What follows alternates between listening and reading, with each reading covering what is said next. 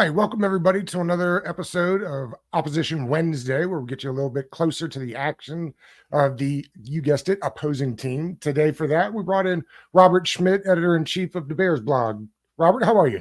Man, Doug, I am great. And I love short weeks. They're tough on us as content creators, but being able to jump from one week into another and then we get to enjoy an entire Sunday of football. It just dawned on me as I'm saying this, you don't have a 14 game current losing streak going. So watching other teams might not be the joy to you that it is when I get to watch not my team anymore. We've been But there. that's just how it is in Chicago right now. You want to get into it? Let's get into it. First, I'd like to start and ask you a couple questions about yourself. Sure. How did you get started? I know the YouTube channel has changed a little bit. I went over there, though. You guys are doing nice work.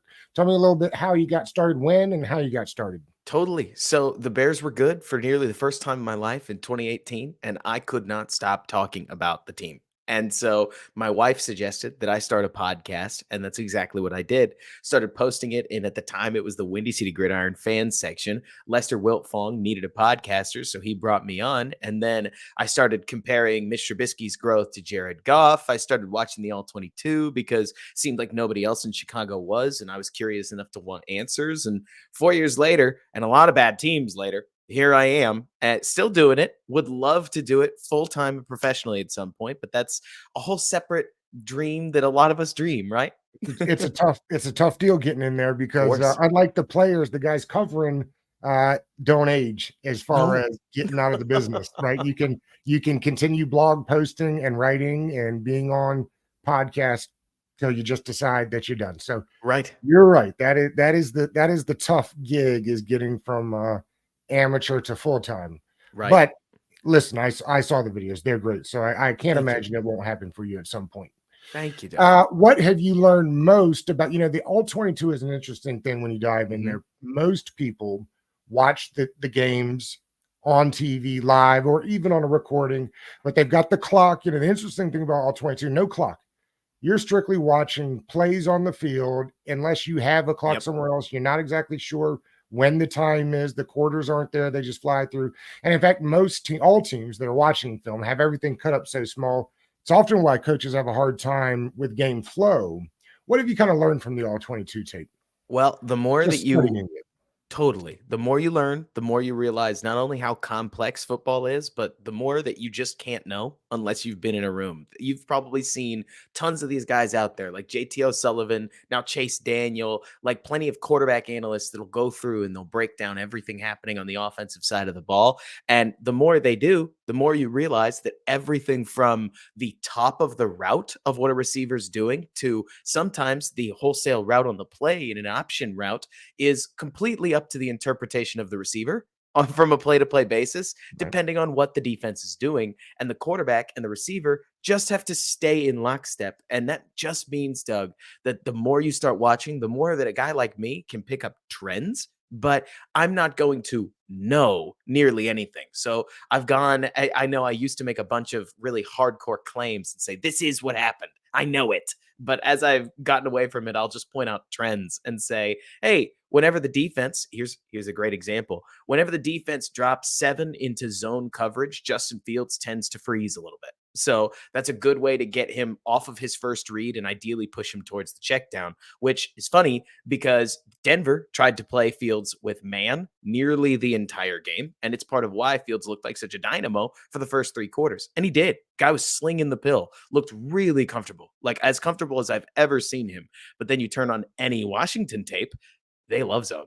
They love playing true spot drop zone coverage with a little bit of like man match elements baked into how they handle the zones. It's a fun defense to watch, honestly. Way more fun than what the Bears have going on right now. But they're just getting started too. They usually ramp up about this time of year. And I mean, speaking of, it was about this time of year that the Bears played the Commanders, and I'm amazed that Fields got out alive in that game. And so seeing, what is it, Daron Payne, Jonathan Allen, Sweat, and now Young. Now Young's back against a Bears offensive line that's pretty piecemeal is going to be a real test for Chicago. Robert, I went and looked because I wasn't sure. I got to be honest with you, other than the right tackle, I've never heard any of the offensive linemen you have, minus Nate Davis, of course, who I actually thought maybe the Commanders would have sniffed around a little bit on Right? this offseason. What is going on with the offensive line? I like Wright a lot. Mm-hmm. A lot of people might have thought they overpaid. I'm not one of them. My brother is a UT grad. I've watched a lot of Tennessee football. The kid can play. Mm-hmm. I would assume he's been worth the draft slot. Tell me about the rest of the O line. So it's so funny you mentioned right. When's the last time the Commanders spent a first round pick on an offensive lineman? Long time ago, and That's what I thought. I think they wanted Wright. I think Right. they drafted Forbes because Wright was already gone. I think Forbes is a whole dog, by the way. Like, I Yeah. love the way he plays. That's corner and tackle. The comparison I was about to get into, they're terrible in their first year. By and Yep. large, when you draft a DB or or an offensive tackle, you're expecting nothing. So the fact that Wright has looked relatively capable, strong upper half, his latch is phenomenal, and his feet are getting there. Sweat in particular could be a real test because Sweat likes to bend the edge, right? He likes to speed rush. That's an area that I've seen Wright needs a little bit of work on. It's where Rashawn Gary torched him a couple times earlier in the year. But the bigger and stronger you try to play, the more Wright can duel with you. The problem has been the rest of the line. The left tackle, Braxton Jones, finished the week 2 game against Tampa and suddenly hit IR for a neck injury. We don't have any idea what happened from there. Like, you want to talk about a wild surprise on, I think it was a Tuesday morning. Everybody was like, "What? he's done? Maybe done for the year?" So Right. we'll have to figure that out. But swing So who's tackle in? Larry, Who's in now? that's now Larry Borum. So Okay. former 5th round pick out of Missouri, who's been fine. But Chase Young in particular could be a really horrible matchup for him because Borum struggles with his anchor, can be really light on his feet. And every time I watch Chase Young, his strength is what obviously pops. And then you've got Cody Whitehair, who is in the I'll put it nicely and say he's in the twilight of his career at left guard. Maybe the Bears get back Tevin Jenkins. I would be surprised, if only Okay. because he'll be coming off of a calf injury, and this would be the minimum amount of time to activate him off IR.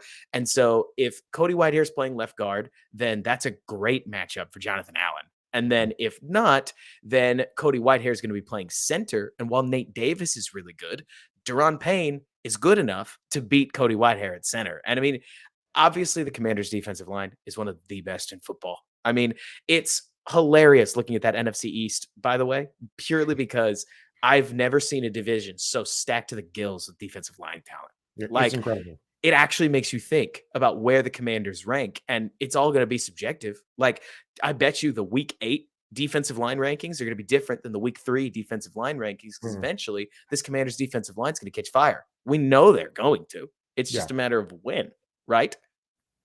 Oh, there's no doubt about that. And they have been lackluster is not the right term, but I think adding Chase has they've kind of started over again with the cohesion.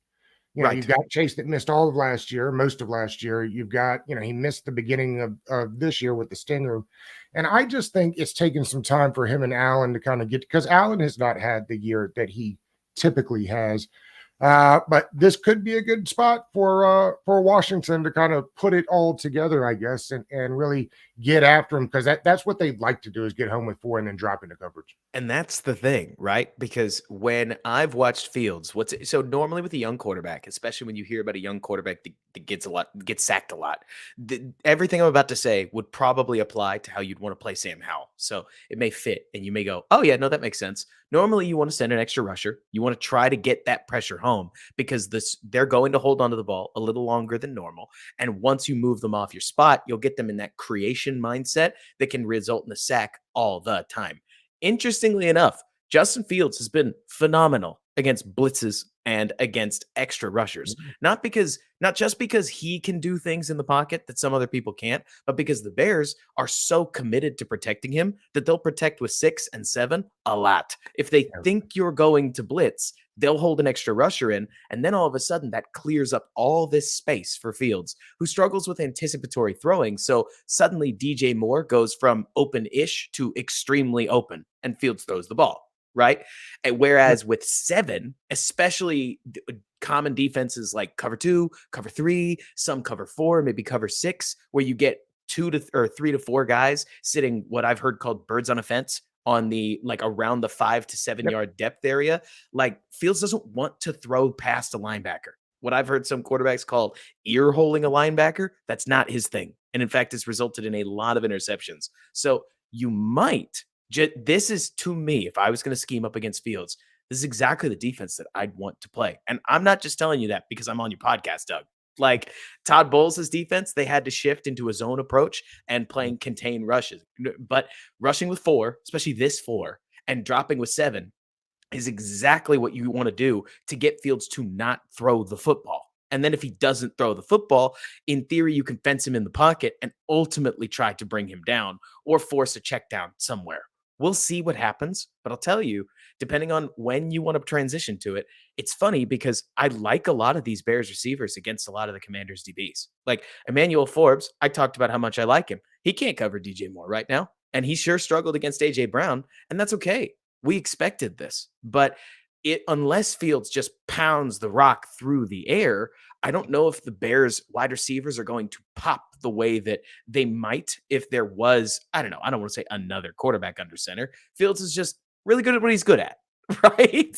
And it's interesting because, again, when I went to look at the roster, like the weapons are not bad. No, they're not. It doesn't feel like a weapons is the issue here. I mean, the line I think we talked about, and Fields, no matter what you think about him, the weapons are there. So it makes me feel like they're just not calling a game that works for Fields. It's really odd. We talked about this just a bit before we started. The Bears and Commanders last 5, 6, 7 years been in the same kind of situation, but oddly different, particularly from a quarterback standpoint. Mhm. The Bears have had 2 first-round, top 5-ish type quarterbacks in the last 2 years. And it's odd because they kind of have started the same way where it was like somebody else's guy that never worked out. I know the scuttlebutt around the league is that everybody's out if the Bears lose on Thursday. Right. What does that mean for Fields, particularly if the Bears start heading towards 2 top 5 picks? I don't know. I mean, I hope what I'm about to say isn't insulting. Trust me, I don't mean it as insulting because I think the Commanders are a spicy team. The NFL right now has, I don't want to call it a problem, but I think you've seen it firsthand.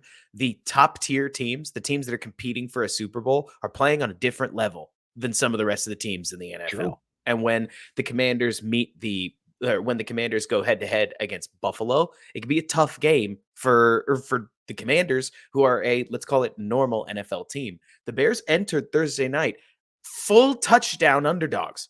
That is a lot of points. They're still 5.5 point underdogs. I mean, one of the tough things for the Chicago roster, to your point, it's not even that under-talented, but they're playing such bad football that I don't know if they're going to be favored in a game for the rest of the year. I don't even think that's hyperbolic. Is weird, Robert. Like I don't understand what the concept is on offense. On offense, they seem like they want to try to run an offense that de-emphasizes passing from the pocket. And I mean, you're looking at somebody who found his home in spread offenses. So obviously I want to throw from the pocket and I want to throw West Coast ball, but I just have to get used to this. Like, it's not even quite Shanahan. Because you look at Shanahan throws about 100,000 RPOs. And in Fields' case, he's had a real issue pulling the ball and very quickly transitioning to throwing it. I don't know whether it's the fact that he's got small hands. They're only just a little bit bigger than Kenny Pickett's, who are like newsworthy. So he has to throw with the laces a lot. I don't know. I honestly couldn't tell you exactly what the problem is. I can just say that there's that national alert, right? I know it was coming today. Okay. But within that, you saw it against the Broncos. You saw the idealized version of it again against one of the worst defenses in history. So they moved the launch point left and right. They were able to prescribe the read that they wanted pre-snap, and ultimately Fields was delivering ball after ball after ball. But I just don't see this as an offense. Like, you tell me. I know the Commanders haven't been phenomenal in run defense, but if you went up against Chicago and you didn't have to play near as much too high as you played against Philadelphia and others, I imagine that the Commanders should be able to plug up the run and force some 3rd and 8s, right? I mean, that's what they're hoping to get to. Yeah, I mean, that's the best third down defense in the league last year. They have not been, oddly enough, they have not been that good this year on third down. I think they've come back down to the mean just a little bit. But they have been a good. I mean, they put all of their money into that front four. So I mean, yes, they are Right. trying to stop the run with four. They're trying to get home with four. They play a lot of cover four, and to your point, with safeties just kind of sitting deep. So I mean, that's what they'll be trying to do again. I'm just not for me in that defense. They're not quite as aggressive as I'd like, and that Totally. doesn't have to be with sending an extra guy. Like they don't stunt and twist nearly as much as I'd like up front. They're just there's some simple things as far as aggression goes that I don't like from the coordinator, but the defense works. I mean, it's supposed to be the same thing they're running in Buffalo, right? I'll I mean, tell you, I think it's hilarious coming on this podcast because the Bears, you got to remember, are running a very similar 4-3 cover 2 base defense uh-huh. that runs a ton of cover 2 and Tampa 2. And I mean, we don't do anything. Everybody plays spot drop. Everybody is very blatant with where they're going pre-snap. There's nearly no disguise. And then when the routes are actually happening, the defensive players very literally stand in place. If you watch the Washington Commanders, you will see that the DBs are watching the routes that are coming in their direction and they are making little movements towards where they assume the route combination will resolve. After all, if you know you're about to get high load, don't get caught in the high low, right? Mhm. The Bears just stand there and get caught. I mean, it's got to be coached. And I mention this purely to say that when I was watching y'all's game against the Eagles, like y'all would drop Chase Young off the line of scrimmage and blitz a linebacker. There was a I hate play that. where you sent a safety from like 15 yards depth. It's so funny to hear you say that they're not as aggressive as that you'd like. I Well, get where you're coming from. You're not crazy. There's no. just way worse out there. Like And when they try to be aggressive, like they ran a cover zero, and then 2 plays later they ran that cover zero again at the end of the game, right, and they used Cam Curl as the extra blitzer, but yet they left him 3 yards off the line. Like the Eagles knew we were right, sending cover zero. I knew they were sending cover zero, and yet why not put him right up on the line of scrimmage and go then? Because right. all they did was pass quickly to the vacated zone where Curl was. So I Exactly. guess that's where it is. Like I guess that's what I'm talking as far as aggression is like when Jack calls an aggressive play, I often think it's not fully thought through.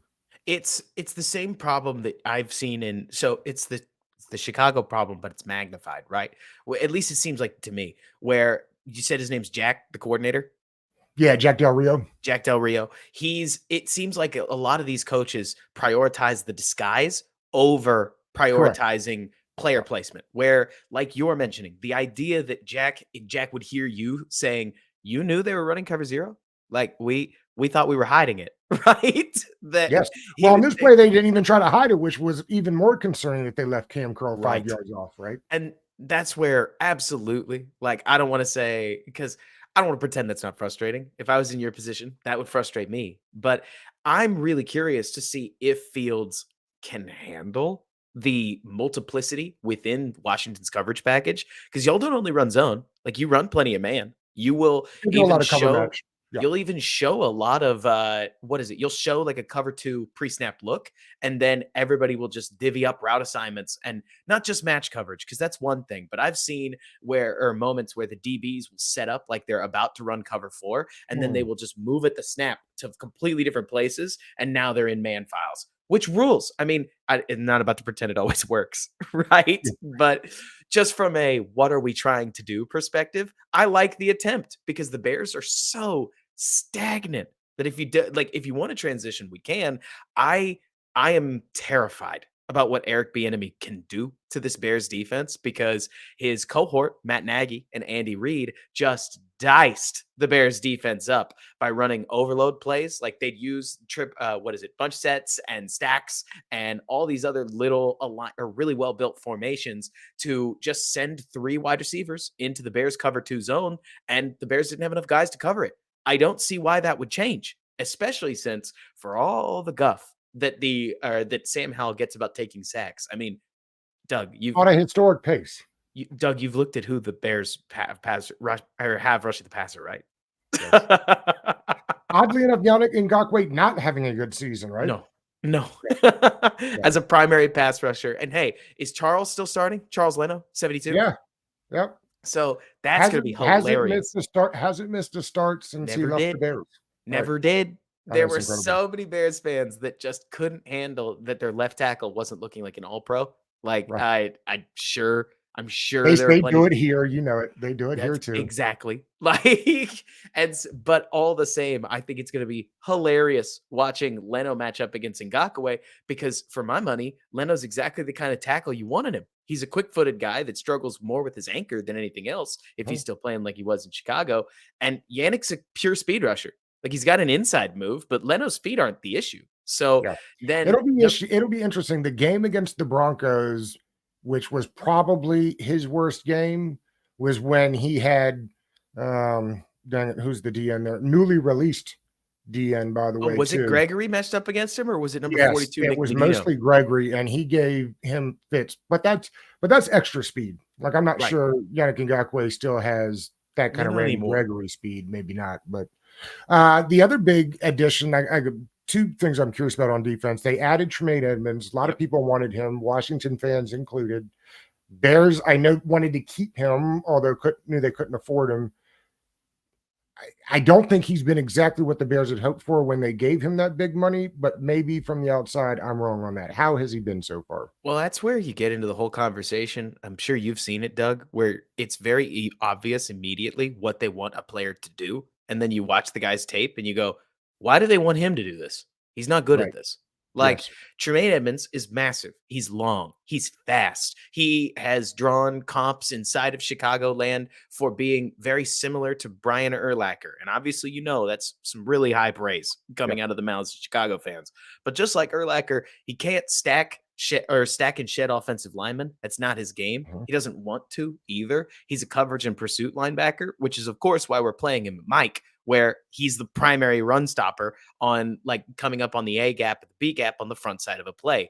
And teams are figuring this out. I mean, the Bears defensive line involves one of, I think, the worst three techs in football in Justin Jones. Sorry, Justin. Hope you don't listen to this podcast. But within that, he gets moved very often, and that leaves number 49, Tremaine Edmonds, to fill the hole. And Tremaine is playing the pass up until the point when the run is all but confirmed. So because I'm pretty sure they do, if the Commanders flash a play action fake, he is going to back up instead of assaulting the hole because he's one of the only Bears linebackers that plays the pass first. I'm a huge fan of this. For me, like especially coming up away from the Bears seasons where they ran a bunch of 3-4 with two gapping nose tackles and Akeem Hicks and Eddie Goldman that could just soak up blockers. That works for me. Your linebacker being able to cover in space, yes, please. But in the Bears scheme, they don't have the dudes to run what they're running. I mean, a good way to put this for Commanders fans would be the Bears are acting like they think they have the Commanders defensive line, and they have Andrew Billings, Justin Jones, Yannick Ngakoue, and DeMarcus Walker. It's not quite the same group, is it? No, it is not. You do, however, have one of my favorite safety pairings Amen. in Jackson and Brisker. A lot of people wanted in Washington wanted Brisker last year in that second round range, maybe even the bottom of the first. They've been good. Jackson's been hurt. Will he play tomorrow? No, doesn't look like it. He's DN because early in the week I thought I heard him say he planned on playing. Now I know guys say that all the time. That But seems like it. 2:30 on a Wednesday, you say you don't think he'll play? In fact, I know the injury report just got released. I'm staring at it right now. Yep. Jalen Johnson, their star corner, who's having one of the best seasons of his life, he's out. Eddie Jackson with his foot injury, he's out. Brisker is questionable, as a matter of fact, with a hamstring injury. Oh, wow. So either way, you could be looking at some serious question marks there. I am not trying to sit here, Doug, and come onto this podcast and just preach green lights. But this feels to me, I mean, short weeks, I feel like favor the more talented team. And the Bears and the home don't. team. Right. And the Bears don't have a lot of time to game plan something against a defense that Fields is not phenomenal at attacking. It's a completely different defense than they attacked against Denver. And while they had some serious success against Denver, they still got fouled up at the end of the game. And then on the other side of the ball, for crying out loud, I mean, forgive me because I don't know the Commanders' injury situation back and forth. McLaurin and Dotson are both healthy, right? Yes. Ball game. Like, am I crazy? Right. I mean, Sam Howell will like throw the rock. Yeah. And If they play anyway like they did against the Eagles, I mean, I think it should be a fairly easy win. I don't know. Wins aren't, I hate to say it because no wins are easy in the NFL. And then no, they certainly struggled against the Bears last year. That could have easily been a Bears win. But it feels like Washington's catching them in a tough spot if you're a Chicago fan. What happens if Eberflus, if they lose, let's say, and Eberflus is out, who takes over for him when he's gone? Do you know? we don't know. You have an idea? You have to remember, normally the defensive coordinator would step up and take over the team, but he already resigned earlier in this year. Oh, I did not know that. So Alan Williams, the Bears defensive coordinator, stepped away from the Oh, I do remember that was the whole weird CIA FBI fiasco, right? Yeah. Okay. And I don't feel like I can help on that or no. That's the thing is I don't want to sit here and speculate because it's one thing to speculate about the inner workings of a locker room, but the moment that we start speculating about inappropriate conduct, I sit here and I'm like, this could get slanderous really fast. No, I was just curious if it had been sorted because I remember now you say that, but I didn't know if there was any conclusion to that story. Not really. And the worst part is the players found out about it after the rumors already started. So it wasn't like the players had any indication of what was going on. They basically finished up their practice on, I think it was Wednesday, and then got told, hey, Allen's leaving the team, and proceeded to immediately play quite a poor game just that weekend against Kansas City. It's worth remembering Ben Baldwin, who does a lot of great work with statistics. I really try to back up anything that I'm doing with film with statistics just to make sure my head's in the right place. So they released their EPA per play, like current rankings through week 4. And the 30th ranked defense is giving up about 0.11 EPA per play. So that's a lot, right? The Bears are giving up about 0.21 EPA per play. And the Broncos, worst defense in history, are about 0.29. So by my math, the Bears at 31st are closer to the worst defense in history than they are to the 30th team in the NFL defensively. Brutal. And that's the thing. Like, we could talk about the offense, and we did. The real story on this Bears defense is that they're not that untalented. Not that untalented, but they are so poorly coached with how they approach things that they're giving up. How did they wind up with Eberflus in the first place? I forget where he came from now? Colts. Is that it? That's what I thought. Mm-hmm. That was from Carson Wentz.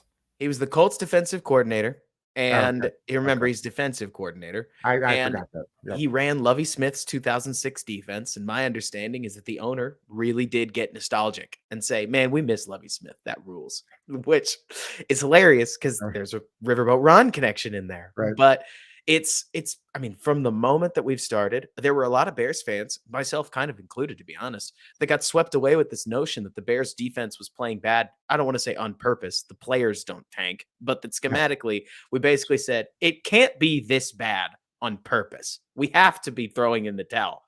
I don't think we were. Now a year removed from this, I think we were just a terrible football team last year. If he gets removed, and I know we're doing a little speculation here, but I'm just curious while I got you.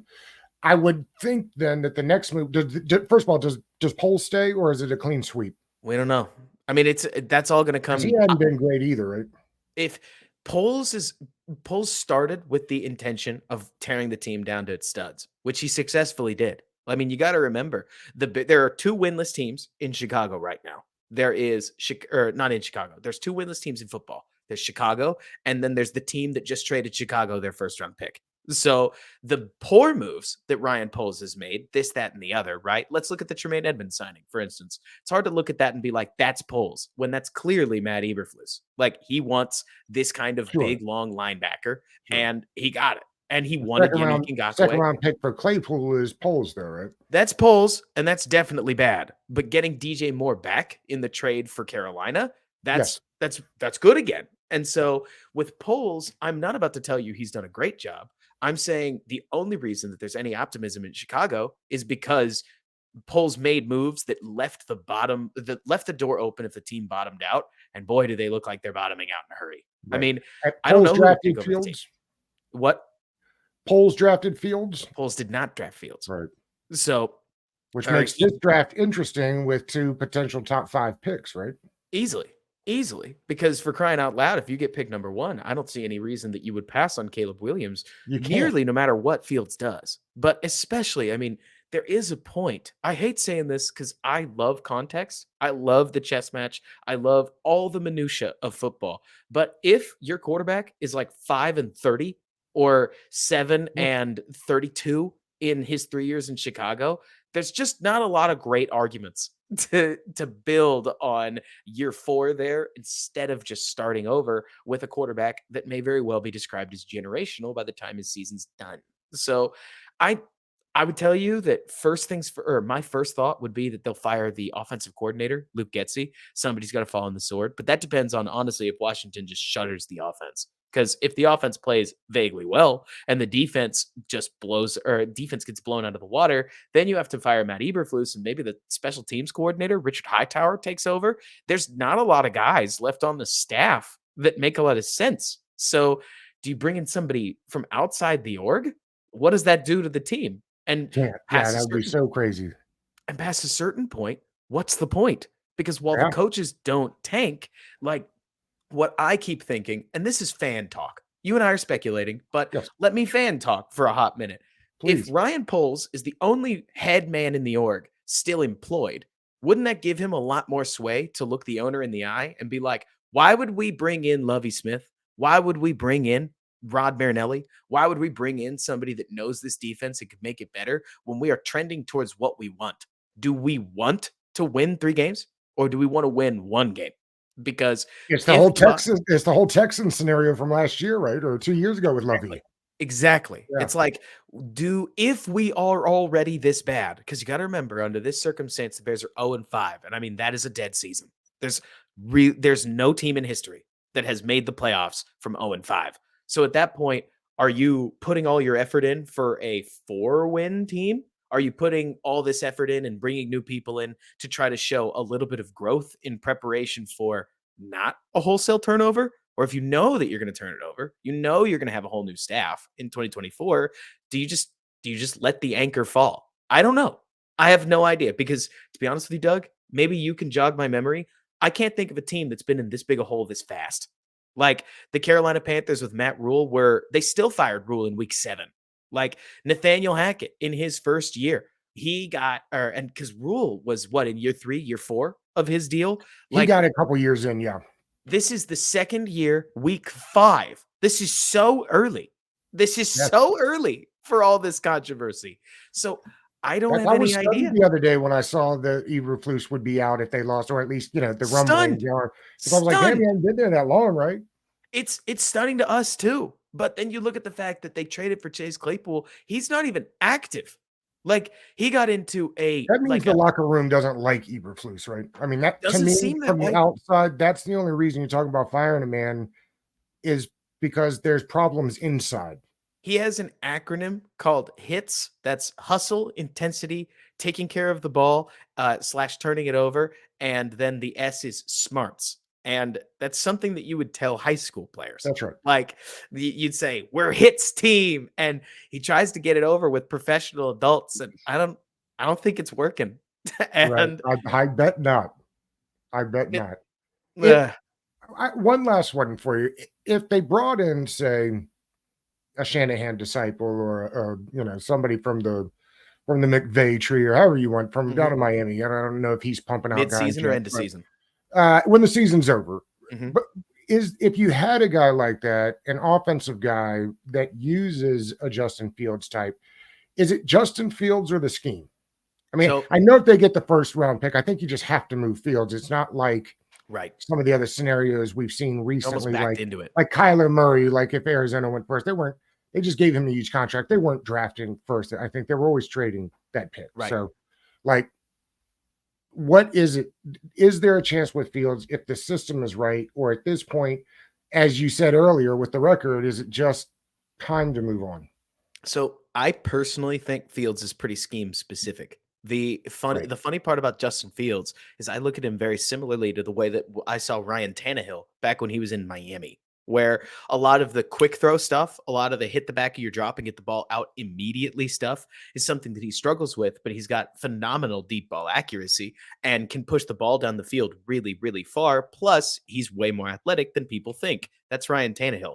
Most of that applies directly to Justin Fields. So in an offense that has the tools to run the piss out of the ball, Doug, and occasionally drop back and play action, get speedy receivers downfield, and just let Fields throw the ball up, I think he could be successful. There is a team in mind I can think of that this would fit in Atlanta, but that's a whole separate conversation. The problem is that most of these other offenses take Shanahan.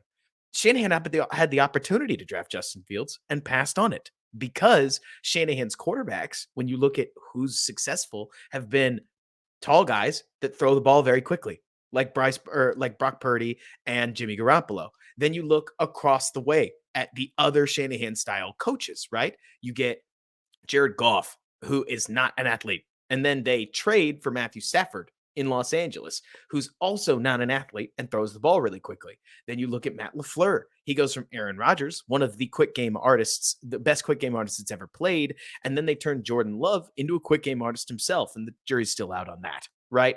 You look at Miami. Who's Tua? Is he an athlete like Justin Fields? No, he throws the ball quickly with anticipation. And so it's so funny to me because I think a lot of people do see the Shanahan system. They're like, well, that's the one where you run the ball a lot. That's what Fields wants, RG3, right? And I can't help but look and I say to myself, it's got to be way more like Tennessee, where it's blatant. The quarterback's role is frankly pretty pared down. Like you would probably, I say this with a heavy heart because I really like Justin Fields, the person. He's done nothing but fight through adverse circumstances while he's been in Chicago. But you probably have to turn him into a win with guy as opposed to a win because of. But a lot of people will think that he's a win because of guy because you hit some sweet deep shots to receivers flying open downfield, and everybody will pat the quarterback on the back, despite the fact that maybe it's Bijan Robinson who's carrying most of that, like first down, second down. I mean, you've seen it, Doug. Football at its core is about the gory details of getting from 1st and 5 or 1st and 10 to 2nd and 5. Everybody wants to talk about explosives, and you need them. Everybody wants to talk about all of the things that are big chunk plays and third downs, etc. But if you can consistently go from 1st and 10 to 2nd and 4, 1st and 10 to 2nd and 6, that's a poor play, then you're going to stay so on schedule that by the time you blink, the Eagles are walking into the end zone again. That was something that really stood out to me about what the Eagles did in this last game against the Commanders is Hurts was willing to stay patient. I can tell you who isn't a particularly patient quarterback, and that's Justin. And we'll see what happens, man. But as a Bears fan, as somebody who frankly doesn't know how to feel about the organization right now, can't help but see this as a really, really awful matchup. I mean, the Bears are so bad on offense and defense in many ways that that somebody is an awful matchup for them nearly every week. But the pressure that this front four can create, the fact that Sam Howell is willing to pick apart zone coverage or at least throw the ball where Eric told him to, is going to put points on the board. It would probably take like the Howellest Howell game possible, like another one of those three pick kind of nights. But remind me just so that I know the whole story, because I skimmed through that game. Buffalo was also creating a ton of pressure, right? They got home a lot. That Buffalo game was so weird because it was like 16-0 going in the fourth quarter. Right. Like, you know what I mean? Like that score looked crazy, and it was, but they were not in that game and in that game all the way up until about 3/4 of the way through the fourth quarter. And Howell had multiple turnovers in the end zone, right? Or in the red zone, right? And Gibson always makes his fumbles like in the red zone on the other end, you know, where you're taking points off. Quarterbacks in their own zone and running backs in the red zone, just terrible, terrible things that happen to your football team. So yeah, that was a funny game. And I think, I mean, it was 4 interceptions and the lost fumble by Gibson, but I don't think that week in and week out that's what it's going to be. I think that that Bills defense gave Dolphins all the work, and they just dropped 70 a week before. Really good defense. I mean, it is a very, very good defense, and the Bears aren't. And as far as like I tend to think that this will look a little bit more like the Broncos game, but the Bears offense isn't quite as good as the Broncos. Is sort of where I land. And especially since I don't know, we'll see. I am really appreciative. I really am because Justin Fields just played his best game ever. Right. And everybody in Chicagoland is really, really excited about it. And I think it's really exciting. But for somebody like me, I'm looking at this saying, okay, well, can we do it again? Once is awesome. But Taylor Heineke is a great example of a quarterback that'll go out there and play one phenomenal game for you. And then Yeah. did Case Keenum have a tour in Washington? Am I remembering this well? Just pick one. They've all had a tour in Washington. I Some mean, of the like 13 or 14 of them now in the last decade. seriously, But, oh man, it's incredible. I mean, pick them, and they've YOLO ball been on- kings too. Like they'll just Oh man, throw it up and pray. we And love them. you'll have these games where all those balls come down and it's awesome. But It's cliche to say, but this particular game, I think, comes down to winning the turnover battle. I really do. Yep. And I know that's a weekly thing, but just the numbers start skewing in the other direction so fast with the turnovers Right. that it's hard to make up for it. And I think that would be the key to this game. I think so too. And I think it's great that you say that because what you're not saying is what I'll say, which is that the Commanders have the better units on both sides of the ball. I think so. Not losing the turnover battle is all you have to do, probably, to not shoot yourself in the foot, right? Another thing that really got in Denver's way, to use an example, was penalties. How often, you tell me, how often do you get false starts and holding calls that just annihilate drives? Or have the No. Commanders generally been pretty good about it? No, we've had a bunch of those where I think if it wasn't the last game, it was 2 games ago. Opening drive of the game, they're marching, they get down about the 35, and it's a false start, it's a hold, and then all of a sudden it's 1st and 30, and you're at the 50-yard line. It's like, well, there went that drive, So yeah, they have just like the turnovers. This Commanders team has had oddly weird penalties, like where and when they're located. If the Commanders can just stay out of their own way, they should have no problem. You got to remember, this is a Bears defense that is giving up a higher they're giving up a higher conversion percentage at around 58.5 than Jordan Love's completion percentage of 55%. So it's not a great defense. And a lot of those are 3rd and longs too. Like it's bad out there. So I mean, I'm not saying, I don't know. Part of me just sits here, Doug, and I'm like, please just play good football. I have to look at good football on the other teams lately because the Bears have just been so non-competitive. And so if the Commanders come out there and they just play their game, take a breather, don't try to do too much, they should be fine against a Bears team that is really struggling to find itself amidst, like you're talking about, so much pressure from the press, from the front office, from the head coach, from the circumstances that it's just a hard scenario. I mean, you got to remember. We've been there and done that in Washington for 20 years. I get you. And I know you've probably felt it too when you've seen a loss like this. But Doug, the Commanders are coming off of an overtime loss against one of the best teams in football where they felt like they should have had it and they want to get right. The Bears are scraping themselves off of a 28-7 blown lead. Just to remind you what happened in Denver, where that included a defensive an offensive turnover that turned into a defensive touchdown, and that's going to sit well with nobody. So emotionally speaking, maybe you will see the fire out of this Bears team. That would be great. We didn't see it against Kansas City. We didn't see it against Green Bay. So I'd love to know that the fire is in there. Right. Yeah. But I have a feeling that this is a game. I said this about Kansas City. I don't like saying this, but it could easily be a get right game for the Commanders, especially since who do they have coming up next week? Not to look too far into the future. Next week is the Falcons. Right. So, I mean, you get back on the horse here, you could easily win that Falcons game. And I mean, with what Dallas and then it's Philly Giants. So they have a real opportunity to put some wins together here in the next couple of weeks for sure.